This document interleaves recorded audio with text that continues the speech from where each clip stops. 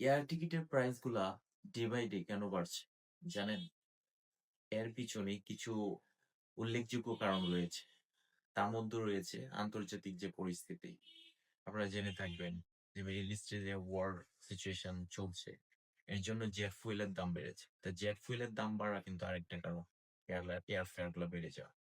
ইতিমধ্যেই কিন্তু আপনারা দেখে থাকবেন আমাদের দেশে, বিশেষ করে ডোমেস্টিক ফ্লাইট গুলোতে প্রত্যেকটা সিটের পিছনে ১,০০০ থেকে ১,২০০ টাকা করে বেড়ে গেছে।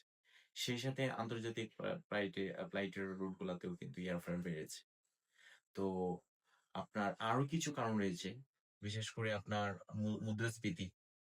Dollar rate day by day increase হচ্ছে, যার কারণে আপনার এয়ারফেয়ার গুলো বাড়ছে। আবার সিট ক্যাপাসিটি, আপনার এয়ারলাইন্স গুলোতে সিট ক্যাপাসিটি কম থাকার কারণে এয়ারফেয়ার বাড়ে। আর লাস্ট যে পয়েন্ট আমি বলবো সেটা হচ্ছে আপনার এয়ারলাইন্স এর কিছু ডাইনামিক প্রাইসিং থাকে। এটা depend on customer demand. Customer যত এটা মানে ডিমান্ড করতে থাকবে, এয়ারলাইন্স গুলা ওদের ওই ক্রাইসিস অনুযায়ী ওনারা এয়ারলাইন্স এর ফেয়ার গুলা বাড়িয়ে দেয়।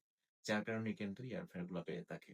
তো আপনারা যারা টিকিট খুঁজছেন, টিকিট আপনার গন্তব্যে পৌঁছানোর জন্য টিকিটের জন্য সার্চিং করছেন, আই উইল আস্ক মানে definitely you should get your best fare, airfare. So find the authentic person who will buy for you ticket. So you can contact Travel Easy Global. Thank you.